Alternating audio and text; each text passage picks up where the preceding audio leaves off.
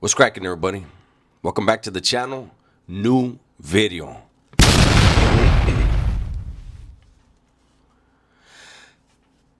I know I'm doing a lot of videos on Tory Lanez, but I think out of all the videos I've done, to me personally, this is the most important. I'm seeing guys frivolously talking about the attack on Tory Lanez needs to lead to a race war between brown and black. The loudest voices I'm hearing is Whack 100 and Hassan Campbell. And it is a trip to me. First of all, anybody that's not from the state of California that is trying to say that this needs to be a race war, I feel like you're way out of your lane. And for Whack 100, a multimillionaire, to be calling for a race war and calling for the blacks to retaliate and the blacks to rise up against Mexicans inside of the California Department of Corrections, I find that not only to be irresponsible, but extremely ignorant. And I'm going to say why. I've already said in my video, another video that I did, that the individual that moved on, that attacked, that they're identifying as attacked Tory Lanez, somebody with the exact same name, busted around the exact same time, same age, has some really bad charges. The yard that this took place on, the dude that did it, that they're identifying, and people that are talking about, why are you talking about? He's been identified. He obviously didn't try to, hit him and run or hit him and get away. He stayed on him. He hit him 14 times. They put his picture out there. I am willing to believe, I put it in my video, I've said it in my lives, I believe that guy that attacked Tory Lanez is an EOP inmate, meaning he's taking medication because he has a mental illness. Mental illness is not an excuse for anybody's actions in there.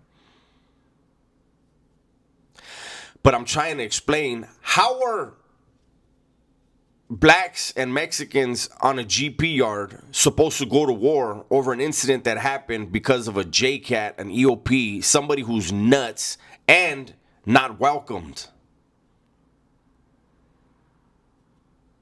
Now, I just found something on Tory Lanez IG that, to me, as a twist, I'm going to put it on the screen here, but I want to read what I feel is the important part.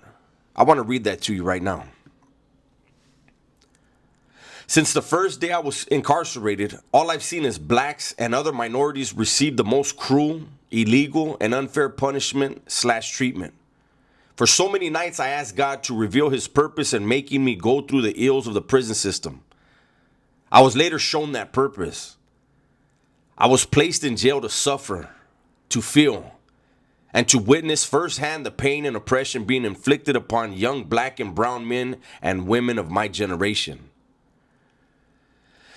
I knew I had to change this injustice, so I made a plan that when I got to prison, I would figure out a way to record music and put all the proceeds towards the legal representation of my fellow inmates, giving them a once-in-a-lifetime chance to go home to their families on appeal and resentencing. Although the higher-ups have stopped the prison tapes temporarily, they were too late to stop my overall plan. Since the month of July, I've afforded legal representation to 472 inmates and actively reopened 476 cases, With the help of the legal firm Unite the People, so many inmates will be returned to their families and loved ones. I'm naming this the Hands of God Project. Tory Lanez is on a mission to get people out of prison, regardless of race, ethnicity, gang affiliation, lack of gang affiliation. He specifically mentions brown and black. That's a beautiful thing, right? But you know what jumps out to me? The higher ups. When he mentions the higher ups, he's talking about the California Department of Corrections. Imagine 472 inmates have received representation. 476 cases reopened. If even 100, if even 10 of those people get to go home, that's 10 people that the CDC doesn't get to hold on to. That's not in the budget for $100,000 a year. Imagine that. 10 of them, $100,000 a year. They don't get that money. 100 of them, $100,000 a year to house them. The CDC doesn't get that money. The CDC damn sure doesn't spend $100,000 on inmates. Where does that money go? This, to me, solidifies, reaffirms my belief that the guy that hit Tory Lanez was not playing with a full deck. And this wasn't an accident. This wasn't some weird thing. Now, I heard in the press conference, Tory Lanez's father said that the Thursday prior to the assault, Tory Lanez was aware that there was some kind of threat. I don't know what that is. Only his family knows. But I wouldn't be surprised if the threat came from an officer. And then this happened. It'll all come out in the wash. But again, for WAC 100, for Hassan Campbell, or anybody to say that there needs to be a war between black and brown in the California Department of Corrections because of this incident, why don't you take your ass to a California prison and get off? See if your people will allow it. Those men in there are doing hard time. My mind would be blown if anybody did anything over this incident. A JCAT with bad charges. If that's I highly doubt there's many people with the name Sonny Casio. But there is a Sonny Casio who was 20 years old when he was arrested for killing his 13-year-old girlfriend. 13-year-old girlfriend. Someone like that, a Mexican like that, ain't walking the main line in California. So why would mainline blacks and Mexicans go to war over a piece of crap? Tory Lanez, according to this right here, this is on his IG. According to this, he was doing great things for everyone of all ethnicities, nationalities. That would piss off the CDC. See, the CDC's job security comes from people being incarcerated. If you have someone like this who's getting cases opened, he might get the attention of other people that have money. He may stir a fire in their hearts and minds to get more people's cases looked into, get more people out of prison.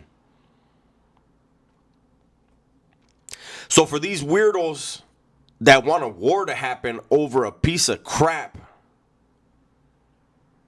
how about people just wait a minute and see what Tory has to say? I highly doubt that man has any hatred in his heart towards the person that did it. Especially if I'm right. People need to start questioning why the CDC isn't being audited.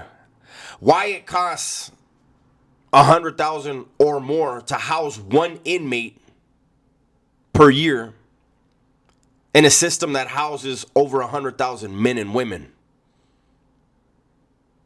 How about WAC 100 and Hassan Campbell start stirring the pot to try to bring attention to where's that money going? Was the CDC involved somehow, some way in setting this incident up? Don't bang the war drums from out here for men who are already suffering and doing hard time to go to war over nothing. That's my video for today. Hopefully you guys enjoyed it. Everybody, please be safe, be smart, and tell the ones you love that you love them, man. I'm out of here.